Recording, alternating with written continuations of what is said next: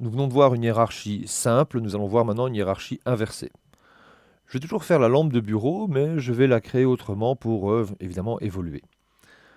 Je vais utiliser les mêmes éléments, toujours ma sphère, cocher l'option base to pivot et demander que cette sphère soit réduite de moitié. Pour créer les autres éléments, une astuce pour aller beaucoup plus vite, AutoGrid. En effet, vous pouvez comme ça vous positionner directement sur la géométrie et ça nous évite des tas de manipulations. Par contre, attention à la face sélectionnée. Donc chaque fois que vous travaillez, ne vous fiez pas à une seule vue, mais vérifiez quand même dans toutes les vues ce que vous avez réellement. AutoGrid, voici. Et donc forcément, le point pivot est créé. Ici, j'ai mon cylindre qui est déjà incliné. Je continue. AutoGrid. Cône. Je gagne comme ça le temps de placement et de déplacement de mes objets. Cela va beaucoup, beaucoup, beaucoup plus vite. J'enlève l'autogrid. Le dernier objet sélectionné sera donc l'enfant, enfant, parent, enfant, parent, enfant, parent. Voici donc une cinématique traditionnelle, une hiérarchie simple de enfant-parent. C'est relativement simple. Pour rappel, je déplace l'ancêtre, tout suit. Je déplace celui-ci, les descendants suivent, etc. Créer, modifier, hiérarchie. Placement du point pivot, inverse cinématique. IK signifie inverse cinématique.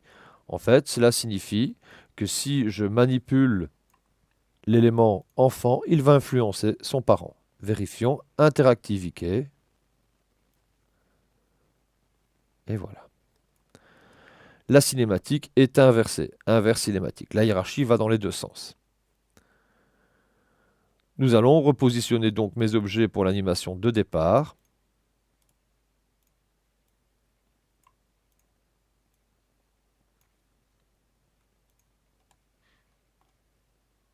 Autokey. Je prends l'ancêtre. J'anime.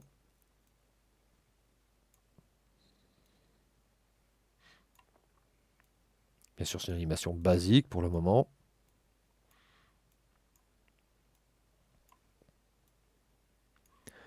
Je clique sur Interactive IK et je prends l'enfant.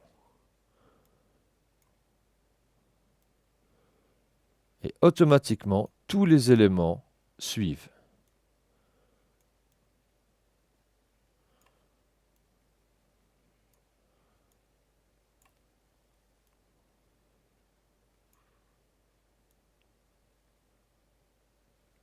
Il n'est par contre pas évident de manipuler facilement avec ce genre de système. Mais nous avons un résultat beaucoup plus facile et beaucoup plus aisé pour l'animation. Nous allons voir par la suite en détail tous les menus qui permettent de personnaliser et de limiter les influences avec l'Interactive IK. Il y a par contre des objets qui n'ont pas besoin de limite d'influence. Prenons le cas d'un maillon de chaîne. Je vais donc créer à base d'objet torus une simulation de chaîne. Et ceci va nous permettre de rappeler des choses fondamentales comme le placement de points pivots. J'ai ici mes deux objets créés et je vais les dupliquer. Très bien. Ces objets créés, si je les observe, les points pivots sont au centre. Je sélectionne tous les objets, CTRL A, pivot, affect pivot. Je vais déplacer cette sélection multiple de pivots à la connexion de chaque anneau, ce qui rappelle l'importance des points pivots. Regardez maintenant, je prends celui-ci et je vais faire enfant-parent, toujours avec les mêmes techniques, relativement simples.